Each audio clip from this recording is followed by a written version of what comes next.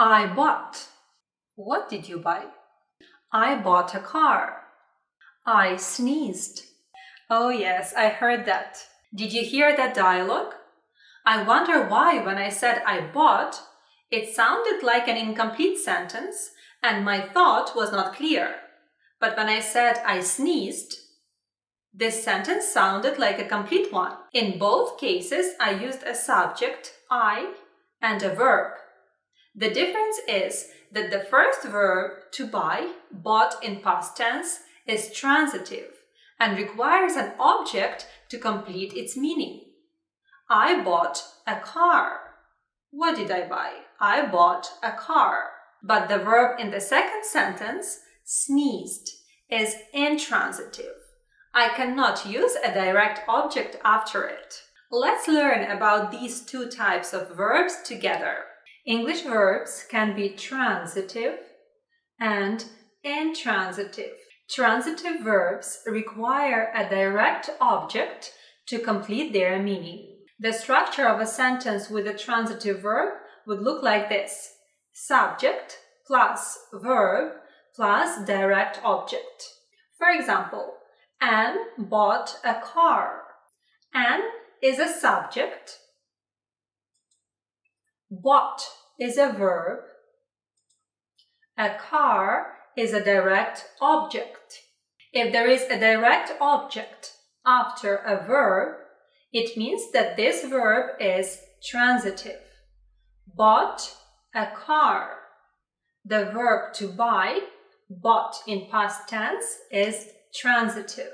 Now let's learn what is a direct object. Direct object is a word or a phrase that receives action of the verb. Direct objects usually answer the questions what or whom. For example, the child ate cake. What did the child eat? Or the child ate what? Of course, cake. In this example, the word cake would be a direct object because it answers the question what. The child ate what? The child is a subject, ate is a verb, and cake is a direct object.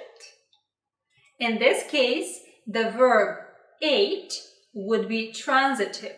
Ate what? Ate cake.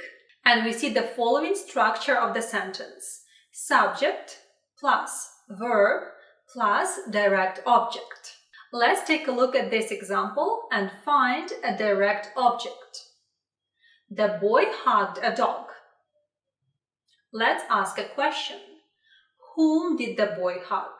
Or the boy hugged whom? Of course, a dog. A dog would be a direct object in this sentence. The boy is a subject. Hugged is a verb. And a dog is a direct object. In this case, if a dog is a direct object and it goes right after a verb, the verb hug would be transitive verb.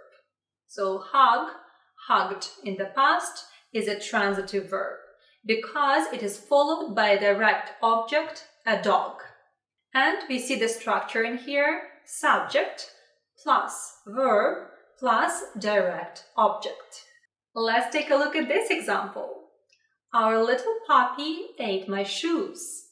Let's find out if the verb ate is transitive. So what should we find? Yes, we need to find a direct object. Our little puppy ate what? Of course, my shoes. So my shoes is a direct object and the verb ate, eat, is in the present tense, ate, past tense. So ate would be a transitive verb. Ate what? Ate my shoes. And how about this sentence?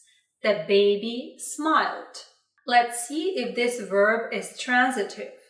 Let's find a direct object. The baby smiled what? Can you answer the question? Does it even make sense? The baby smiled whom? Does it make sense? That's why there is no direct object in this sentence. If there is no direct object in the sentence, the verb is intransitive. One more time. If the verb is not followed by a direct object, this verb is intransitive. So the verb to smile is intransitive. Intransitive verbs cannot have a direct object after them. An intransitive verb does not pass an action to an object. And sentences with intransitive verbs can have this structure: subject plus verb. For example, Susan sneezed. Susan is a subject. Sneezed is a verb. Since there is no direct object after it, this verb is, of course, intransitive. This verb is intransitive. An intransitive verb is usually followed by an adverbial phrase or a prepositional phrase. So a sentence with an intransitive verb can look like this: subject plus verb plus prepositional phrase. For example, the children ran around the bush. The children is a subject, ran is a verb, and in here you should be very attentive. Around the bush is not a direct object. If you ask a question, the children ran what? Around the bush, it doesn't make sense. That's why this is not a direct object. Around the bush is a prepositional phrase. So if there is a prepositional phrase after the verb, this verb is intransitive, of course. Also, an intransitive verb can be followed by an adverbial phrase. The sentence with an intransitive verb can look like this: subject plus verb plus adverbial phrase. For example, he arrived late at night. He is a subject, arrived is a verb, and now let's be very attentive. This is not a direct object. Arrived what? Doesn't make sense, right? Late at night is a prepositional phrase. If there is a prepositional phrase that goes right after a verb, the verb arrived is intransitive verb. So now we know that transitive verbs require a direct object to complete their meaning. And they follow the structure: subject plus verb plus direct object. The car has new tires. The car has what? New tires.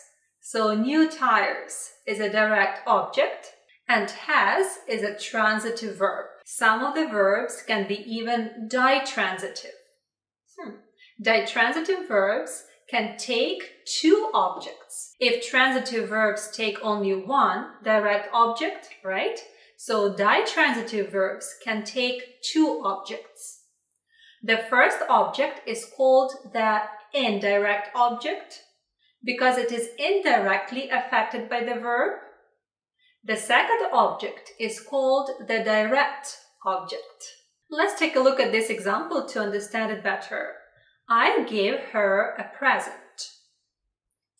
I is a subject. Gave is a verb. Gave what? A present. So a present would be a direct object, right? When we ask question gave what, we find out what. So this thing would be a direct object. This word would be a direct object. A present. A present to whom? Of course, her. So her would be indirect object. Her is an indirect object because it is indirectly affected by the verb gave. You see, you cannot see a direct connection like between the verb and the direct object, right? Gave what? But you can see indirect connection. a present to whom? To her, right? That's why the verb gave is ditransitive, because it is followed by an indirect object and direct object. It is followed by two objects. A sentence with a ditransitive verb has the following structure: subject plus verb plus indirect object and plus direct object. One more thing that you should know is that many verbs can be both transitive and intransitive. They can be transitive in one sentence and intransitive in another sentence. That's why the best way to identify whether the verb is transitive and intransitive is to read the sentence first of all. Let's take a look at these two sentences. I stopped the car and the car stopped. I stopped the car. Let's ask a question to identify if this verb is transitive. I stopped. Yes, you're right. What? The car. So the car would be a direct object. That's why the verb to stop is transitive in this example. How about this sentence? The car stopped. So let's check. The car stopped what? Doesn't make sense, right? That's why if there is no direct object, this verb would be intransitive.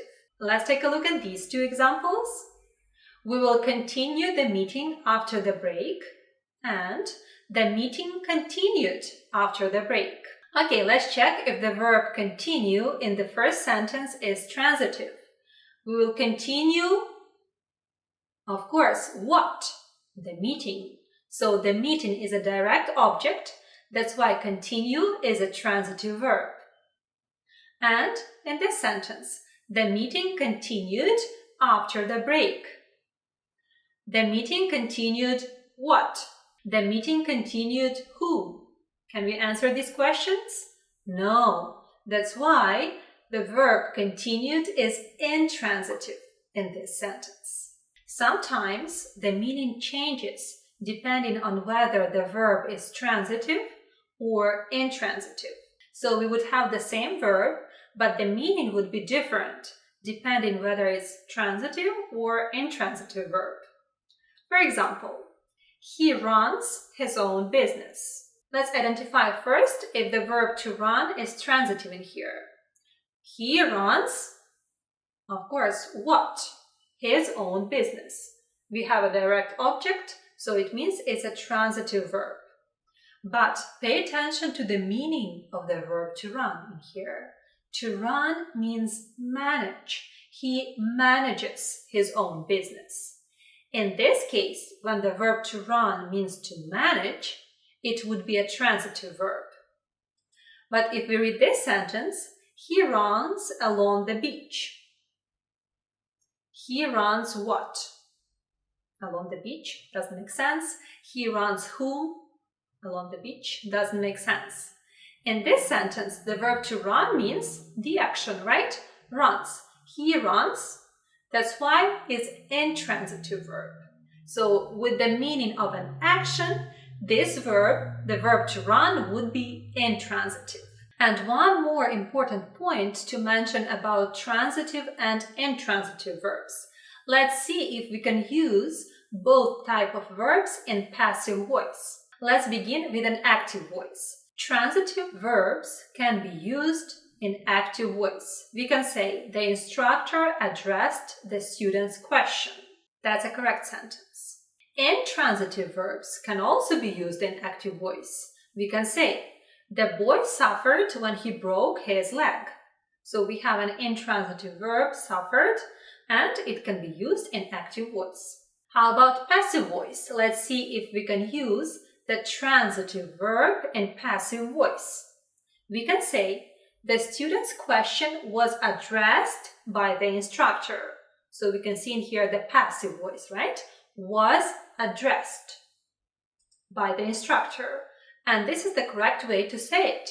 So we can use transitive verbs in passive voice. How about using intransitive verbs in passive voice? Can we say the boy was suffered when he broke his leg? Of course not. We cannot use intransitive verbs in passive voice. This is one more important thing that you should remember about intransitive verbs. They cannot be used in passive voice. And now it's time to practice. I would like you to identify if a verb is transitive, intransitive, or ditransitive in each sentence. Let's read the first sentence. He arrived in the morning. So please let me know. Arrived, is it transitive, intransitive, or ditransitive? She wrote him a letter. Thieves stole his car. Please pause this video, write down your answers in the comments below, and then check your answers. Okay, it's time to check your answers. Please check them only after you have your own answers. He arrived in the morning is intransitive verb. He arrived in the morning. Let's check. He arrived what? He arrived whom? Does it make sense? No. So it means that the verb is intransitive. Next one. She wrote him a letter. She wrote what? A letter. A letter to whom? Him. So this verb, wrote, is followed by two objects, by indirect him and direct a letter. That's why this verb is ditransitive. And the final example, thieves stole his car. Thieves stole what? His car. You got it. We found a direct object, so it means that this verb is transitive. If you would like to practice more, please write down your examples with transitive, ditransitive, and intransitive verbs in the comments below. I'll be happy to read your comments and, of course, to answer any questions you have. Thank you for learning English with me. If you enjoyed this lesson, please like it and subscribe to my channel. See you in my next videos. Take care.